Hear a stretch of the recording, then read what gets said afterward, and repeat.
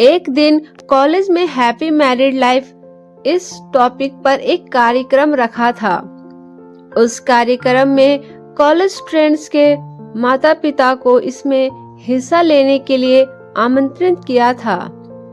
College के professor जब मंच पर आते हैं तब उन्होंने ये देखा कि सभी पति पत्नी के शादी पर जोक कर रहे थे और वहां बैठे सब हंस रहे थे।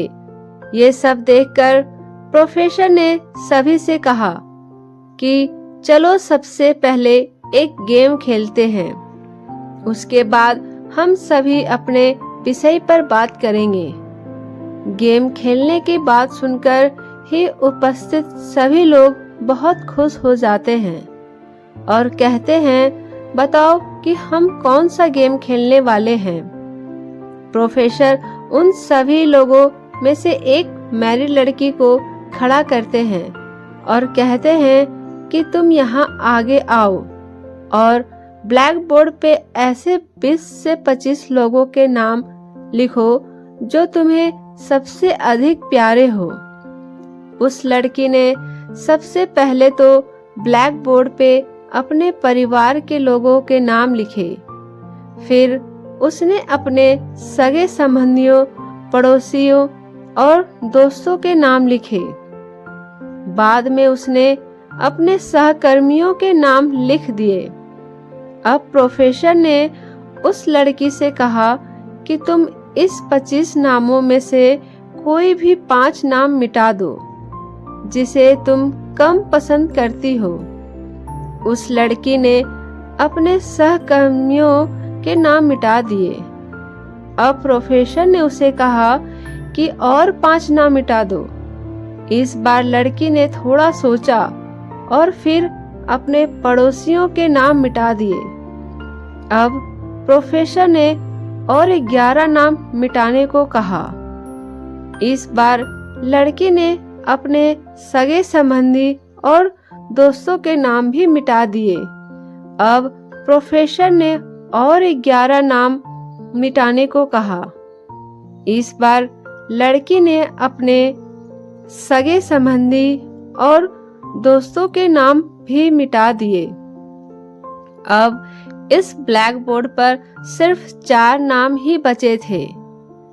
इस 4 नाम में उसके मम्मी, पापा, पति और उसके बच्चे का नाम था। अब प्रोफेसर ने उसे कहा कि इसमें से और 2 नाम मिटा दो। लड़की अब असमंजस में पड़ जाती है। वो बहुत सोचने के बाद दुखी होकर अपने मम्मी पापा का नाम मिटा देती है।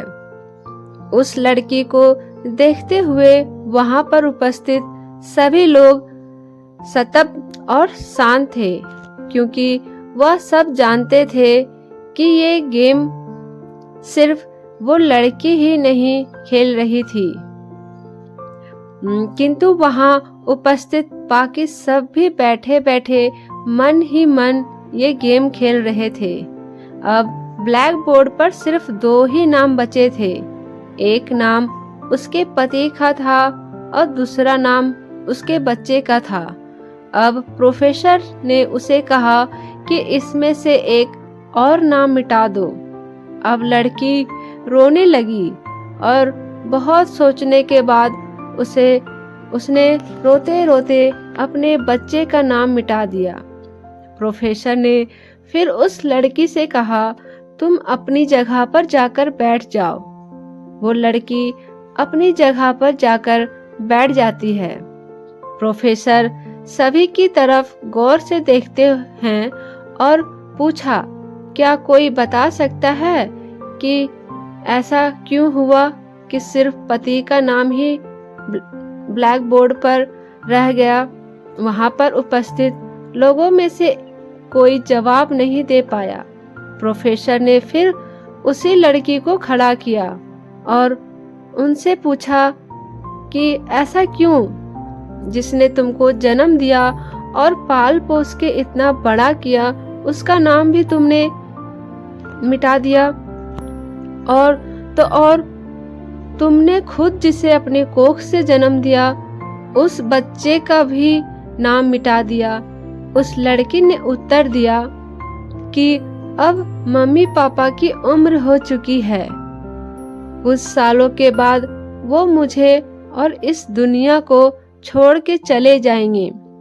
मेरा बच्चा भी बड़ा हो जाएगा तो जरूरी नहीं कि वो शादी के बाद मेरे साथ ही रहे, किंतु मेरे पति जब तक मेरी जान में जान है तब तक मेरा आधा शरीर बनके मेरा साथ निभाएंगे। इस वजह से मेरे लिए सबसे इम्पोर्टेंट मेरे पति हैं। प्रोफेसर और वहां उपस्थित सभी लोगों ने उस लड़की को तालियों की गूंज से सलामी दी। प्रोफेसर ने कहा, तुमने बिल्कुल सही कहा कि तुम और सभी लोगों के बिना रह सकती हो, लेकिन तू अपने आधे अंग यानी कि अपने पति के बिना नहीं रह सकती। हम जब तक मजाक मस्ती करते हैं तब तक तो ठीक है, लेकिन हर इंसान के लिए अपना जीवन साथी ही सबसे ज्यादा अजीज होता है। अगर आपको हमारी स्टोरी जीवन साथी इंस्पिरेशनल स्टोरी आपको अच्छी लगी हो तो कृपया अपने दोस्तों के साथ भी शेयर करें और हमें कमेंट कर जरूर बताएं और मेरे चैनल को सब्सक्राइब करें। धन्यवाद।